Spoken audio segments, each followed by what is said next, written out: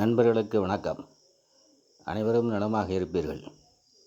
திருநெல்வேலி ஜோதிடர் எஸ் மணியன் பேசுகின்றேன்.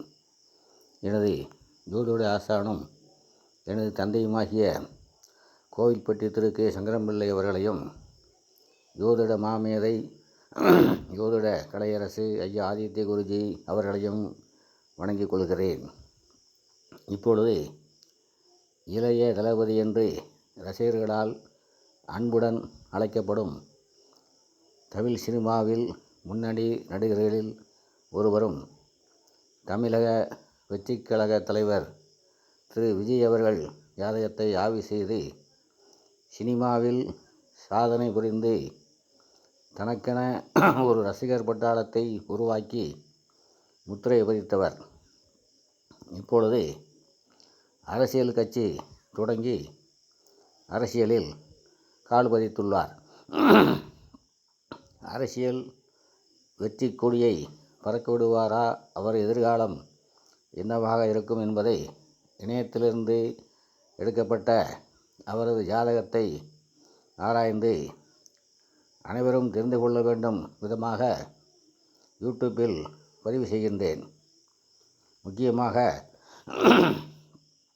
நண்பர்களுக்கு சொல்லிக்கொள்வது என்னவென்றால், இது அரசியல் பதிவு அல்ல. ஜோதிடம் மூலமாக அவரது ஜாதக கட்டத்தை பார்த்து எனக்கு தெரிந்ததை சொல்கின்றேன். திரு விஜய் அவர்களுக்கு ஆதரவாகவோ அல்லது எதிர்ப்பாகவோ சொல்லவில்லை என்பதை தெளிவுபடுத்திக் கொள்கின்றேன். திரு விஜய் அவர்கள் 1974 ஆண்டு ஜூன் மாதம் 22 பகல் 12:05 மதியம் பிறந்தவர். அவரது ஜென்ம லக்கணம் கன்னி. 3 ராகு, 6 வியாழன், 9 சுக்கிரன் கேது, 10 சூரியன் புதன் சனி, 11 சந்திரன் செவ்வாய். பூசம் நட்சத்திரம் 1ஆம் பாதத்தில் பிறந்த இவருக்கு சனி மகாதசை இருப்பவரிடம் 15 மாதம் 3 நாள்கள் 18. தற்சமயம் சுக்கிரதசை வேலபுத்தி நடப்பில் உள்ளது. லக்னாதிபதி புதன் லக்கணத்திற்கு 10ஆம் இடத்தில் வக்ராஸ்தமனத்தில் இருக்கிறார். அஸ்தமனமாகி வக்ரமாகி இருக்கிறார். அஸ்தமனமான ஒரு கிரகம் வக்ரமடைந்தாலோ பரிவர்த்தனை அடைந்தாலோ தன் வலிமையை இழக்காது. இந்த இழந்த வலிமையை மீண்டும் பெறும் என்பதால் இங்கே புதன் ஆட்சி பலத்தில் நண்பரான சூரியனுடனும் சனியனுடனும் சேர்ந்து 6ஆம் இடத்தில் அமர்ந்துள்ள வேளனின் 5ஆம் பார்வையில் சோத்துவமாக இருக்கின்றார். ஆக லக்னாதிபதி லக்கணத்திற்கு 10வது கேந்திரத்தில் ஆட்சி வலுவுடன் சோத்துவமாக உள்ளார். அடுத்ததாக லக்கண புள்ளி அமைந்தது உத்திரம் 1ஆம் பாதம். உத்திர நட்சத்திராதிபதி சூரியன் திக்பலத்தில் லக்கணத்துக்கு 10வது வீட்டில் இருக்கின்றார். லக்கணத்தை எந்த கிரகமும் பார்க்கவில்லை. இயல்பாக பாவத்துவம் இல்லாமல் இருக்கிறது. இது ஒரு நல்ல அமைப்பாகும். நான் கோடீஸ்வரன் ஆவேனா, பல கோடிகளை சம்பாதிப்பேனா என்று கேட்பவர்களுக்கு இந்த ஜாதகத்தை உதாரண ஜாதகமாக சொல்லலாம். எப்படி என்றால், 2-9 கூடிய சுக்கிரன் 9ஆம் இடத்தில் ஆட்சியாக எதையும் வளர்க்கும் கேதுவுடன் இருப்பது, 10ஆம் இடமாகிய தொழிற்ஸ்தானத்தில் புதன் ஆட்சியாக இருப்பது, தண்ணீரை சேமித்து வைக்க அணை பயன்படுவது போல ஒரு ஜாதகத்தில் 11ஆம் இடம் வலுவாக இருந்தால் அணையில் தண்ணீர் சேருவது போல பணம் சேரும். அந்த வகையில் 11 கூடிய சந்திரன் 11இல் ஆட்சியாக இருப்பது போன்றவைகள் கோடிகளை சம்பாதிக்கும் அமைப்பை ஏற்படுத்துகின்றன. அடுத்ததாக 3ஆம் இடத்தில் ராகு அமர்ந்து ஆட்சி பெற்ற சுக்கிரனின் 7ஆம் பார்வையில் சூத்துவமாக இருக்கும் ராகுவினால் இசை, நடனம், நாட்டியம், நடிப்பு போன்றவைகளால் புகழ் அறிந்திருக்கின்றார். அது மட்டுமல்ல, ராகு புதனின் சாரத்திலும் புதன் ராகுவின் சாரத்திலும் சார பரிவர்த்தனையும் அடைந்திருக்கிறபடியால் புதனுக்கும் ராகுவுக்கும் தொடர்பு ஏற்படுகிறது. அடுத்ததாக வியாழன் 4-7 கேந்திராதிபத்தியம் தோஷம் பெற்ற வியாழன் 6இல் இருப்பது சிறப்பு. 4ஆம் வீட்டுக்கு 3லும் 7ஆம் வீட்டுக்கு 12லும் மறைந்து கேந்திராதிபத்திய தோஷத்தை கொடுக்க முடியாத அமைப்பில் இருப்பது சிறப்பு. அடுத்ததாக சனி பகவான் 5-6 லக்கணத்திற்கு 10ஆம் இடத்தில் சூரியனுடன் 7 டிகிரிக்குள் நெருங்கி அஸ்தமனமாகி தன் சுய இயல்பை இழந்து வியாழனின் 5ஆம் பார்வையால் சோத்துவமாகிறார். இதுவும் சிறப்பு. ஐயா ஆதித்ய குருஜி அவர்களின் பாவக்கிரகங்களின் சூட்சுமபுழு தியரிப்படி இந்த ஜாதகத்தில் சனி தன்னுடைய கொடுமையான தீமையான பலன்களை தர முடியாமல் அஸ்தமனமாகி சோத்துவமாக இருக்கிறபடியால் பொதுமக்கள் தொடர்புத்துறையான சினிமாவில் புகழ் பெற முடிந்தது. சனி பகவான் பொதுமக்களை குறிப்பவர். பொதுமக்கள் ஆதரவு இருந்தால் தொழிலில் மேன்மை பெற முடியும் என்பது இது ஒரு எடுத்துக்காட்டாகும்.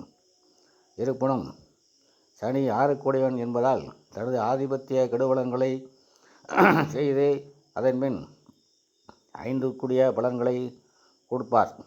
அதாவது சினிமாவில் சாதனை செய்வதற்கு மிகவும் கஷ்டப்பட்டு பல தடைகளையும் சந்தித்து பின் வெற்றி புகழை அடைந்தார். அடுத்ததாக இன்னொரு இயற்கை பாவரும் லக்கண பாவருமான செவ்வாய் 3-8 3-8 11ஆம் வீட்டில் நீசமடைந்து தனது சுய இயல்பை இழந்து சந்திரன் ஆட்சி பெற்று உடன் இருக்கிறபடியால் நீசபங்கம் அடைகிறார். இதுவும் ஒரு நல்ல அமைப்பு. லக்கண பாவர்கள் 10-11ஆம் இடங்களில் இருப்பதும் சிறப்பு. நேர்வலு அடையாமல் சூட்சுமவலு அடைவதும் சிறப்பு. அடுத்ததாக அரசியல் ஆர்வம் ஏற்பட காரணம் தசாநாதன் சுக்கிரன் சூரியனின் நட்சத்திரமான கிருத்திகை நட்சத்திரத்தில் அமர்ந்து சூரியன் 10ஆம் இடத்தில் திக்பலமாக இருப்பதும் புத்திநாதன் வியாழன் சிம்மத்தை பார்ப்பதும் அரசியல் ஆர்வம் ஏற்பட்டு கட்சி தொடங்க காரணமாக அமைந்தது. அரசியலில் உயர்நிலை அடைவதற்கு ராஜ கிரகங்கள் சூரியன், வியாழன், சந்திரன், செவ்வாய், சனி ஆகியோரின் பலம் மிகவும் அவசியம். இதில் சூரியன், வியாழன் தங்களுக்குள் திரிகோண அமைப்பில் இருக்கின்றார்கள். சந்திரன், செவ்வாய் இணைந்து சூரியனுக்கு 2இல் இருக்கிறார்கள். இது ஒரு சாதகமான அமைப்பு. சூரியன் சனியுடன் 7 டிகிரிக்குள் சேர்ந்திருப்பதும் வியாழன் மற்றும் செவ்வாய் சந்திரர்கள் தங்களுக்குள் சஸ்தாசமாக இருப்பதும் சாதகமான அமைப்பு அல்ல. இருந்தாலும் அவரது கட்சி கொடியில் இரட்டை யானை பதித்து அது உருவத்தை அமைத்துள்ளபடியால் அது தோஷ பரிகாரமாக அமையும் என்பதில் சந்தேகமில்லை. 2, 6, 10ஆம் இடங்கள் சூரியனுடன் சம்பந்தப்படுவதால் அரசு சம்பளம் பெறக்கூடிய அமைப்பு உருவாகிறது. அதாவது 2 சுக்கிரன் சூரியனுடைய நட்சத்திர சாரத்தில் இருக்கிறார். 6 சனி சூரியனுடன் இணைந்து 10ஆம் வீட்டில் இருப்பதும் வீடு கொடுத்த புதன் ஆட்சி வீட்டில் இருப்பதும் காரணமாகும். அரசு சம்பளம் வாங்கக்கூடிய அமைப்பு இருக்கிறது என்றால் திரு விஜய் அவர்கள் சட்டமன்ற உறுப்பினர் ஆவார் என கணிக்க முடிகிறது. சினிமாவில் கோடிக்கணக்கில் சம்பாதித்தவர். அவருக்கு அரசு சம்பளம் பெரிய தொகை அல்ல. சட்டமன்ற உறுப்பினர் அவருக்கான கிரக அமைப்புகள் இருக்கின்றன என்பதற்காகவே இதை சொல்லுகின்றேன். மற்றபடி அரசியலில் உயர்நிலைகளை அடைவதற்கு சில கிரக அமைப்புகள் தடையாக இருக்கின்றன என்பதையும் சொல்லிவிட்டேன்.